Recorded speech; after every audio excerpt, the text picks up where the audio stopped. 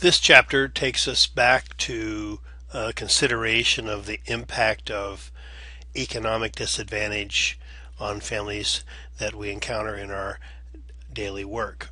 However, it also expands to include other kinds of issues that we run into with families, including emotional and social difficulties. Sometimes they are the result of poverty, although they're certainly not tied strictly to those in the lower socioeconomic classes.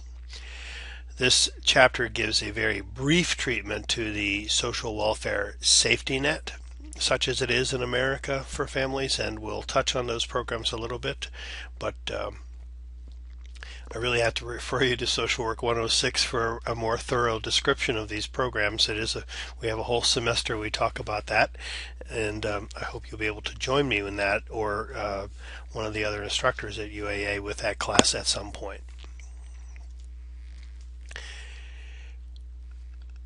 Glicken takes a look at what's going on with the family system and asks us to consider the changes that are occurring in the system in the United States in the last 50 years or so, because so many aspects of family life in America have dramatically changed during this period of time.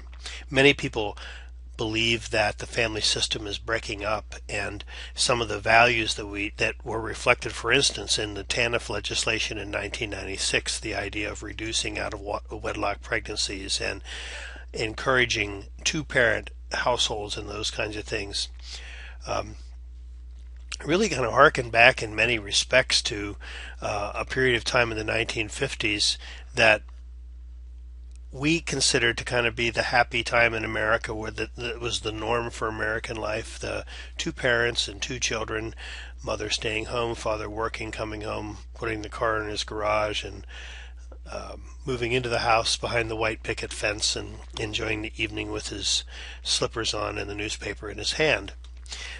Those things it really never was the norm in America. It was an exception, in fact, that lifestyle. But media, in many respects, seemed to present that as the norm, and it was sort of a goal for many families to achieve.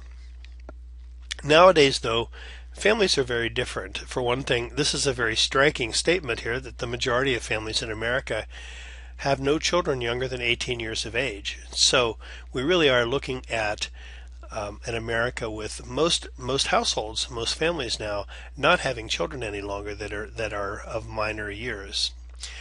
People are marrying at an older age than in the past, and the highest number of births occur in women now older than the age of 30. That's a definite social trend, a definite change. It really does reflect some of the things that go on in different parts of the world more routinely. For instance, in Europe, I think marriage and childbirth both are delayed in many of those societies there. In the 30 years up to the end of the last century, children in two-parent families decreased from 85% to 69%, and by that it doesn't mean the children decreased, it means the two-parent families decreased. That something like 16% fewer children were living in two-parent families than were living in two-parent families in 1970. 26% of all children in 2000 lived with a single parent, and that was usually their mother. The rates of birth to unmarried women have gone from 5.3% in 1960 to 33% in 2000.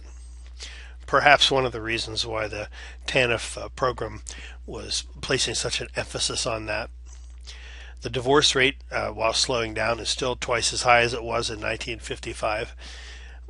But meanwhile, although all of these, not all of these, but so many of these children living in poor households and everything are living in female-headed households, the median income of female-headed households is only 47% of the median income of married couple families. And as you know, women in general, I think, are earning somewhere around 77 to 78% of what men earn in similar positions and similar jobs. And so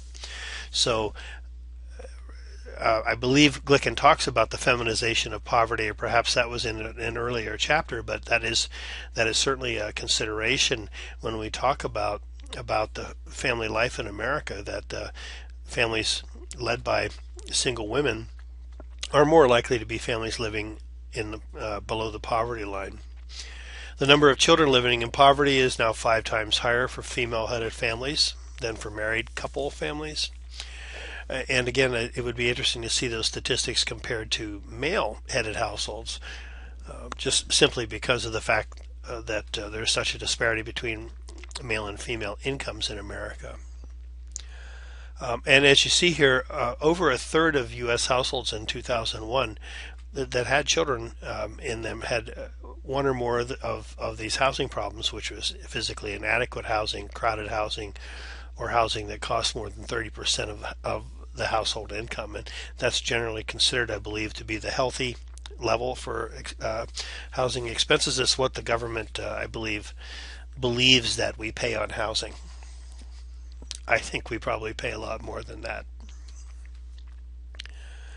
About 8% of children in America lived in a household that included a grandparent in 2002, and children living in a grandparent's home with neither parent present were more likely to be poor, about 30% of them, than children who lived in their parents' home with a grandparent present, or children living in a grandparent's home with a parent present. So in other words, they're more likely to be poor if neither parent is present and they're being raised by their grandparent than if their grandparent's living with them. So some of this information, you see where this comes from, and it comes from a source called Strengthening American Families, and I suspect just from the title that this most likely, well, I should explore this, and I didn't, but you might want to do this, is get on the web and take a look at Strengthening American Families and see if indeed you can find it, and explore that a little bit, because I suspect with some of the statistics we're seeing here and the way that they're presented, that this organization is probably politically to the right, maybe sort of a moral majority kind of an organization, but I'm just guessing, but that's how it looks to me. So this idea, this traditional family that I was talking about, has been this idea of the traditional family has been replaced by families who are not able to succeed economically, even without both parents working, sometimes even with both parents working. Children coming home from school with no parent present, they're called latchkey children after school, and we used to worry about our kids slipping out at night and getting into trouble, and now that I've a figure that came up in my class on adolescence that I taught is that more teen pregnancies were actually actually happening between the hours of 3 and 6 in the afternoon now, much less than at night. So just an interesting kind of concept there, an interesting thing, but children need supervision at all times of the hours, and when both parents working, that becomes a major issue for families. For a single parent, of course, even more so perhaps. We see more levels of family violence and more poorly supervised children. The Journal of Pediatrics indicated that parents report that they believe it's more difficult to be a parent now than it used to be, that they feel very isolated, and there's a lot of pressures from the media and enticements of their children, certainly coming over the internet and everything, and that in general this world is just a more dangerous place than it once was, and I think that most of us would agree with that. Family violence is one of the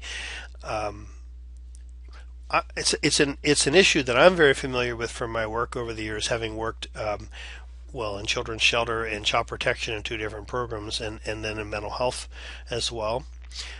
Many of the individuals that I've worked with over the years have experienced or have perpetrated, either as a victim or as a perpetrator, have experienced family violence, adults and children alike. And for the purposes of this brief discussion about family violence, domestic violence is any act of violence perpetrated by one person on another in a family that results in a physical impact that includes bruising, scarring, and damage to the functioning of the body. It can include slapping, kicking, or using a foreign object or weapon to cause bodily harm. I think this is a very inadequate description. Family violence here it's just restricted to actual physical impact, and domestic violence includes many forms of violence such as emotional violence and those kinds of things as well. It doesn't really include physical impact, and this also doesn't really talk about sexual abuse, I think, and sexual assault in families, which also occurs. But again, for the purposes of this discussion, generally we think of domestic violence as being between two adults, but it is violence to the entire family, even if it is violence between the two adults who are the head of the household. The children in the home see the adults acting in violent manners, and this has a real predictable impact on them emotionally. And there's studies after studies, years after year, that have told us that children learn violent behavior by observing their parents in violent behaviors themselves. Little boys, especially, Bandura and Walters, I think their classic studies back in the 60s demonstrated that little boys in particular learn these kinds of things from their fathers very strongly. And so children observing domestic violence is also harmful to them. And I would also add that child abuse itself should be, and in many contexts, is considered family violence, or domestic violence at least, includes the subset of child abuse and neglect. Other times, when we talk about domestic violence, it seems to be removed and be focused upon the adults themselves. Family violence has accounted for 11% of all reported and unreported violence between 1998 and 2002, according to the U.S. Department of Justice, and that seems like a underreported number to me. 49% involved a crime against the spouse, 11% involved a parent attacking a child, 41% an offense against another family member. And victims are predominantly female here, as you can see, and the persons who committed the family violence are predominantly male. There's a lot of discussion about the fact that, well, males can be victims of female violence as well, and that's a discussion I would tell you to save for a class on family violence, because it is a much more involved kind of a thing to consider. It's also a course that UAA is offering recently. It's Understanding Family Violence, Social Work 290 at the present time. Domestic violence is primarily a women's issue, even though there are some male victims, and I'll just kind of leave it at that. There's a lot of reasons for that. And drugs and alcohol are involved in 39% of family violence victimizations, and drugs and alcohol are not the cause of the violence and should never be thought to be the cause of the violence. It's just a sort of a co-occurring thing that kind of facilitates this, because drugs and alcohol, of course, have a way of lowering inhibitions. So now let's talk a little bit about healthy families, and what are some things that make families work? The Journal of Pediatrics says that a well-functioning family consists of two married parents who offer children secure, supportive, and nurturing environments. Once again, I might take exception with that definition. I think it's pretty narrowly constricted and conforms to that old traditional idea of the family system. Social trends today really are expanding the view of healthy families and what they can represent, and I think that's a very good thing. I think that single parent homes and same-sex homes and grandparent homes and adoptive homes and all those types of alternate family arrangements don't have to be ashamed of themselves, don't have to feel that they're less healthy than a two-parent home is. Sometimes two-parent homes are very unhealthy because the parents aren't getting along or aren't doing well together. And so take that for what it's worth. This is what doctors think makes a healthy family. And there are some studies that indicate that children are more successful in life when they're raised by caring and cooperative parents who have adequate social and financial resources. That's certainly no surprise. That's very intuitive, I think. Baumrein, in 1996, address the issues of parenting. What kind of parent, is most likely to produce the healthiest child? And she used two different axes to kind of define parents, and one was, either you're firm in limit setting or you're permissive, and they're either warm or cold, let's say, or detached. And so what you have is like the warm and permissive, the warm and structuring. You have the cold, or let's say unkind parent, and who doesn't and is permissive also, and then the unkind parent who's very firm in limit setting. Well, you can guess that the unkind parent who's firm in limit setting is the one who's most likely to be abusive, right? I mean, that sort of makes sense. You know, they're very strong idea of what kids are supposed to be doing, and they really don't feel a lot of affection and demonstrate affection. It's a very cold kind of an environment to grow up in. Whereas the very warm parent who sets no limits, everything is fine, whatever my kid does is okay, and I'm sure he didn't do that, and I'm sure she meant well, and those kinds of things. So you know what happens with that? I mean, you get kids in general, now not always, but that particular type of parent will produce children who oftentimes are violating norms and breaking the law. Those are the kids that oftentimes are in detention centers, not always, but oftentimes. They really don't have anybody putting limits on them, and no matter what they do, it's okay. And that's sort of like the concept of unconditional positive regard, but taking it really to an unhealthy. Well, unconditional is unconditional, but unconditional positive regard is different from being permissive and a parent who doesn't try to manage his children or her children. So the best combination here is the parent who combines warmth and affection with firm limit setting. And another model that I was exposed to many years before this one, in fact, that I think was easier, even simpler to think about, was patterns of kindness and firmness. And there was a behavioral therapist by the name of Paul Hauck, Hauck, who developed that particular paradigm. It's the same thing. The kind and firm parent, that is the warm and firm parent, is the one who tends to produce the children who are the most happy, creative, and cooperative. They know where their limits are. They have parents who are guiding and steering them, but by the same token, they are loved and accepted. So they tend to have a higher period of self-esteem. They're more achievement oriented and do better in general. The unresponsive, rigid and controlling, that's the kind and unfirm in Hauck's model. It would be the disengaged and firm limit setting in Baumrein's model, I think. Really, all the different combinations have a tendency of jeopardizing the emotional health of their children. And so when you're working with parents, if you're working with families and trying to structure things, think kind and firm. That's the combination that's most successful. And more resilient children, healthier children, have had supervision, both inside and outside of the home. So it isn't just, and this, by the way, needs to extend to adolescence as well. Even kids that are old enough to drive the car away, parents should be picking up that phone sometimes and doing some quality control checks and seeing if they really are where they say they are. If they're going over to Jimmy's house tonight to have a sleepover, if I were the parent, I'd pick up the phone and call Jimmy's mom and make sure she's home.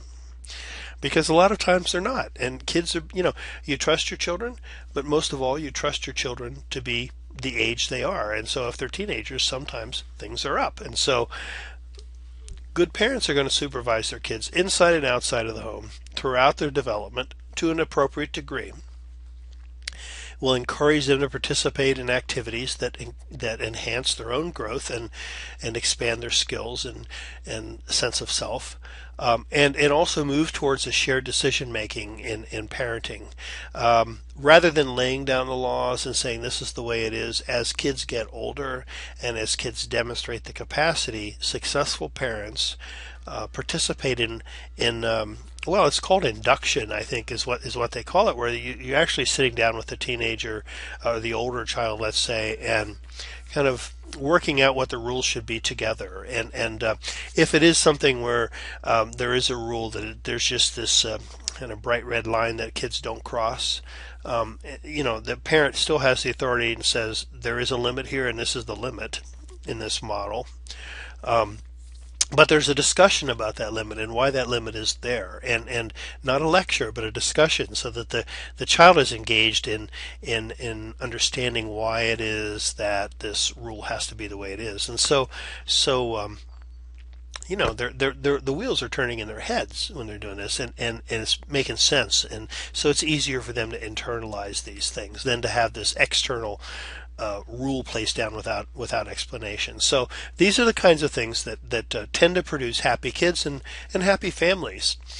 There's also a lot of evidence and some studies, evidence, I should say there's some anecdotal evidence, but also some studies I think that have demonstrated that, well, even that I don't mean to chuckle when I say this, that prayer actually does change things, that religious or spiritual involvement, at a minimum, it provides a lot of support for families, and kids that are being raised in families where there's a regular church attendance tend to do better as they grow older. There's a lot of positive association between religious involvement and spirituality and health and well-being. Lower risk markers among children for substance abuse and violence in those families.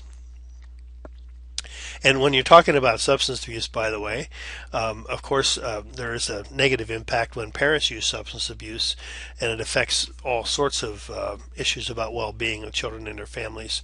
In child protection, I can tell you very clearly that nearly all of the removals that we make, especially with younger children, has something to do with the parental substance abuse.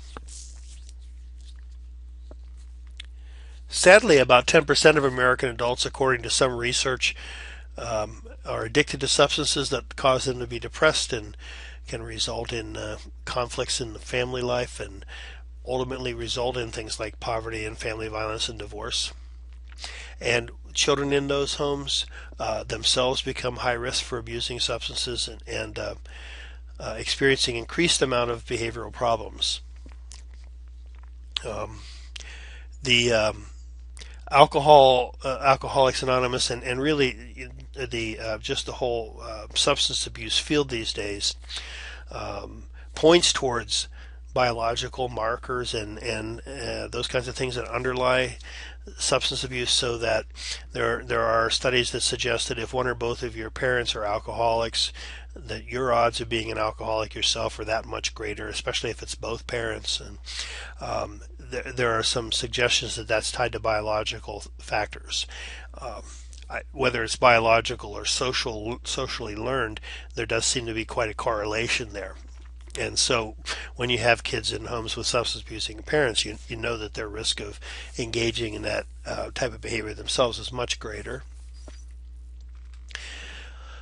But as this one study says, you don't want to just look at risk markers. You want to look at the strengths of families and what it is that they use to survive and pull through, how they manage to get through tough situations. And this is that sort of that strengths based approach to working with individuals that we should be practicing all the time.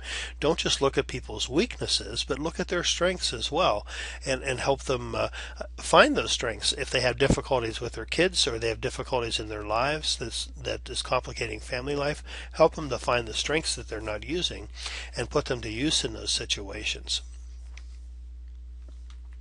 Now here's a lot of information about family poverty, and I just wanted to kind of run through some of this. There's a couple of things here that are surprising in this list. The proportion of children living in families with incomes below the poverty threshold was 16% in 2001. That's about right. Somewhere 16 to 18% of our families live below the poverty line, I think. Now, here's an interesting thing. In 1993, this was before the welfare reform under Clinton. 54% of children living in female-headed households were living in poverty, but by 2001 that proportion had decreased to 39%. That runs very. We did get mothers off of welfare. That was a great success in that regards. I mean, women got off welfare, but most of the information that I have gotten is that they haven't been doing that much better economically in the long run. Now, 2001 would have been just 5 years after the implementation of the program. Be interested to see. I believe the level of children living in poverty with female-headed households has increased again since this time, but it's just as a trend that kind of goes against everything that I think I know about this. Younger children are more likely to be living in poverty than older children, as you see there a little bit. And these figures, of course, are 10, 11 years old. Um, Children living in married couple families were much less likely to be living in poverty than female-headed families. Again, I wish they had single male statistics as well, but they don't have that. If the odds of you being living in a poor family, if you don't have a two-parent married coupled household, if you're African American, is much greater. Is 47% as opposed to 10, and the same if you're Hispanic. If you're white, 9% of the white non-Hispanic children lived in poverty in general in that year, compared with 30% of black children and 27% of Hispanic children. So you definitely can see here that minorities, there's some real inequalities and disparities in terms of economic stratification in our culture, particularly among poor families. Now just keep a hold of this number. 88% of children had health insurance in 2001. At some point during the year, they had coverage. At least that didn't mean that they had it the whole time. And this was, there's been an increase. It was the highest amount of healthcare coverage around that time. But between 85 and 88% of the children have had health insurance in each year since 1987. What this means there is there's still 12 to 15% of kids that consistently do not have health insurance, and that number was something like 8.5 million, or about 12%. 12 to 15% of our children do not have healthcare coverage at all. Now here, the proportion of children covered by private health insurance went from 74% to 66% in 1994. Now remember, 88% of the children were said to be covered by some form of health coverage during the year. So there's a difference here that would suggest that there may be 20 to 25% of the children are not covered by private health insurance, but maybe through Medicaid and those kinds of things. Hispanic children are the least likely to have health insurance. In 2001, 76% of all Hispanic children were covered by health insurance, but that compared to 93% of white children and 86% of African American children. Now, there are some programs we're going to touch on briefly here that are intended to help families. We talked about the TANF program when we went through Chapter 7. Again, this is something that we go into more deeply in Social Work 106. But the Personal Responsibility and Work Opportunity Reconciliation Act of 1996, that was welfare reform, or welfare to work. It's established TANF, the TANF program, or in Alaska it's called ATAP. TANF is a block grant. In other words, what that means is the federal government gives a sum of money to the states, and it's up to the states then to, certainly within limits, to determine exactly how that money is going to be used in this particular field. And so this is a block grant program. It was intended to make great reforms in the welfare system, getting people off the welfare rolls and into work. Turning welfare into a program of just temporary assistance, and no longer being, as I think Glicken refers to in another chapter, is a program of entitlement any longer. These are things that we've talked about earlier. I mean, the AFTC program was eliminated, and when TANF was put in place. So, welfare, that's our welfare program, the welfare to work program, whatever you want to call it. These days, the national program is TANF, that's Temporary Assistance for Needy Families in Alaska, Alaska Temporary Assistance Program, or ATAP. Americans with Disabilities Act is a set of laws that protects individuals with physical or developmental disabilities. It includes children, by the way, and it protects them from discrimination in housing, employment, education, and transportation. When I was a kid, children with social disabilities, or rather intellectual disabilities, but some of them were social disabilities, I think, were put in a special ed class, and that's where they stayed. And these kids, as they grew up, they barely interacted with us. I mean, they might have been in our gym classes, I think. We're all a little kind of thought that maybe, there was something that would go on with them where they'd kind of lose it in gym class, so we'd all kind of walk wide circles around them. I mean, it's sad, but we didn't ever get to know them.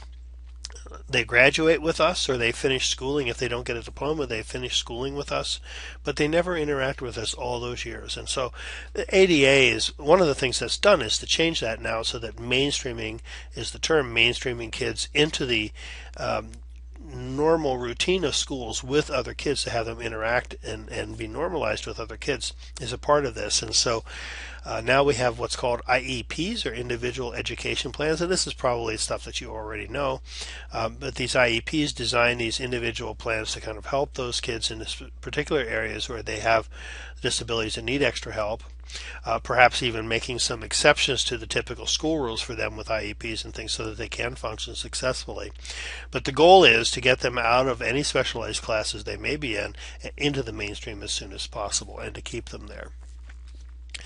It's been a wonderful thing for kids, I think. It's really changed the whole notion of developmental disabilities, and has helped to bring them into the mainstream of American life. So there's a lot of other ways that ADA protects individuals, and that you may be familiar with, but it really makes it possible for all family members with disability to function and not have to suffer from discrimination or unequal treatment. The Social Security Act. This is the shortest description I will ever give you of the Social Security Act in all of the classes that I teach. It provides survivor benefits for children younger than age 18, or in other ways unable to care for themselves because of physical and emotional disabilities. Survivors' benefits include financial and medical protection to surviving children and spouses when a working parent dies.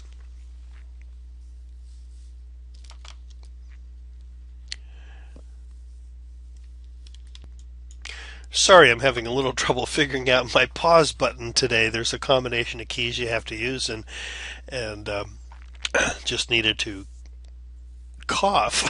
So anyway, I'm back. There's so much more to the Social Security Act in this, and I'm not really clear exactly why it focuses only upon survivors' benefits, because there's many other things, and I suppose this is looking at the families and not the worker. But part of the Social Security Act is also the Supplemental Security Income, or SSI program, which also provides financial assistance and medical insurance to individuals who suffer from disabilities, and this also includes children. And in fact, there's a large number of children that have been diagnosed with emotional disturbances and things that have been qualified for SSI, and I have mixed feelings about that, but that's for other discussions. Medicare and Medicaid are federal, actually state medical programs. They're really federal programs, although Medicaid is administered by the states. They offer families medical care if they're indigent. This is indigent. Medicaid covers those individuals who are poor or who are younger than age 65 that qualify for this medical coverage financially. Medicare covers retired workers, and so all workers who have paid into Social Security for a minimum of 10 years are eligible for Medicare benefits when they reach 65, and also for Social Security benefits at 65 or older. Actually, you can take early retirement on Social Security these days at 62. For those persons of my age now, 66 is actually the retirement age, and those born, 7 or 8 years after me, it's going to be 67. And I don't know if it's going to stop at 67 or eventually move to 70. A lot of discussion about whether Social Security is going to be around for a long time. I think we're going to have that program, and we're going to have something like it. It's become so much of a part of American institution that I just don't see how any leader is ever going to be successful at finding an alternative. Even though, unfortunately, some of our leaders, President Bush, for instance, really worked very hard to try to privatize a part of Social Security, which eventually would lead to its elimination as a government program. There are a lot of other programs that families have available to them, to help them with low interest loans to purchase houses, get free lunches or low cost lunches for their kids.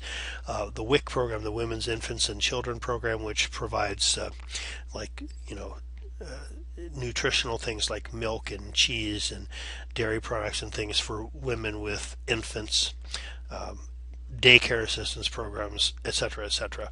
Lots of different programs that are out there for families. And so, as workers, we work in a variety of settings: mental health clinics, schools, forensic facilities, child welfare agencies, and many other agencies. All of these public assistance agencies, daycare assistance agencies, and all these kinds of things, so that all of these kinds of places that we function and work really address family needs. In child protection, it says here, social workers try to reunite families with children that have been removed from their homes because of abuse and neglect, or parental drug abuse and physical and emotional illness. Social workers also are involved in the removal of those children when the child's safety requires that removal. So it isn't just about, we're just not doing this feel-good thing of reuniting families, but sometimes we have to, at least temporarily, separate children from families, sometimes permanently. Social work isn't necessarily a feel-good occupation. Social workers work in private practice and social agencies to provide therapy. If you're interested in earning money and earning a lot of money, you can do that in private practice with the clinical social work license and an MSW, and do a lot to help people in a private practice setting if that's the way you want to approach your career. Others choose not to go with the hassles of having to have your own office and pay rent and all that, and will work for counseling agencies and mental health agencies on a full-time basis as a therapist on a staff or a case manager on a staff.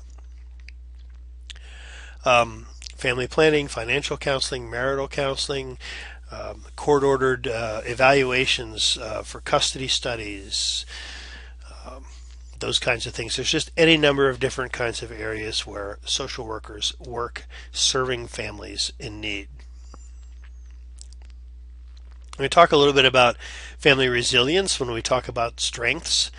This is the ability of the family to deal with a crisis and to understand the risk factors associated with that crisis, and to develop recovery strategies that permit the family to cope and adapt.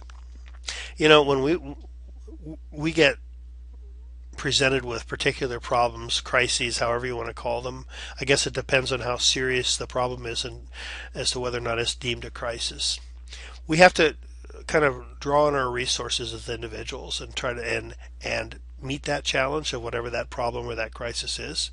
Having done that, then we can move on and go on with our life, and that's what resilience is all about. And where we enter as a profession, as a social worker with individuals, sometimes is when individuals can't find those resources, that understanding, whatever it is, those strategies to overcome crises. Sometimes we're called into those situations to help families kind of get on their feet again. Here's a study that says that family resilience really consists of two family processes. One is adjustment, which includes the strength of protective factors mobilizing the efforts of the family to maintain its integrity, and then adaptation, which is really, once having mobilized those strengths and protective factors, then the family comes through this and adapts and changes and makes the recovery necessary to be able to respond and move on with life. Here are some critical factors that Glicken points to from a number of different. Well, I don't know if this is one study. I think this is one study actually, but there are a number of different factors that are important to assist in family recovery from from a crisis. And I will just say that I think we were talking about parenting a little while ago and what makes a good parent and how to take care of kids and produce a successful kid. And really, this is kind of the same thing being said again, but in a different way. The integration of the family.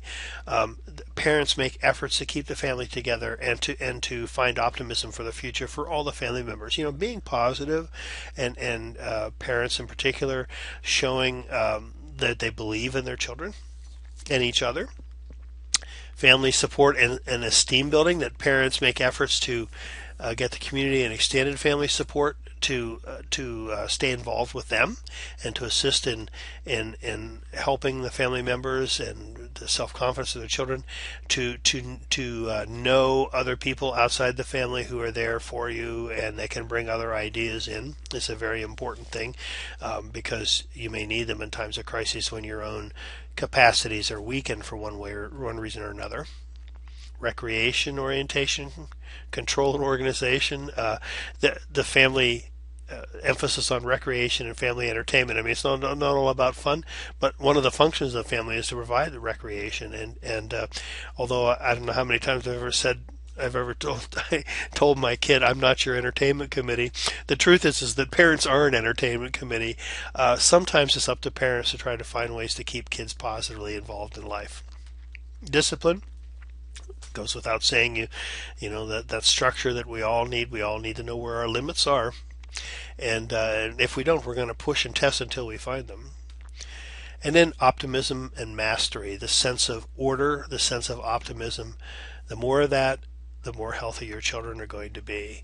And so that's not unlike in marriage and family textbooks. You'll find that the most successful marriages are ones where couples don't avoid problems, but they confront those problems and they work through them together. That's a successful marriage. And I've known people who try to deny the existence of problems and just say, well, we'll just get along and we don't need to deal with this. We'll just forget it and move on. People need to deal with the problems that they have in front of them. And the best thing to do is to deal with these problems when they're small. But when they escalate and they become a bigger problem, if you have this experience of working together and all these other kinds of things that they're talking about here, you're more likely to come through that crisis successfully. Finally, another thing that makes for happy couples and happy families is that people enjoy each other in the family. That yes, they're mother, father, and children, but to a certain extent, and not in an unhealthy way, but they're kind of friends with each other too. They like each other, and they show that to each other. This is the kind of things that makes a family a healthy, happy family. So, having said all of that, now there's your prescription. I hope that we find that in our own homes and that we can help other people achieve some of that in theirs in the years ahead. So that's it for chapter 10, and thanks for listening to me.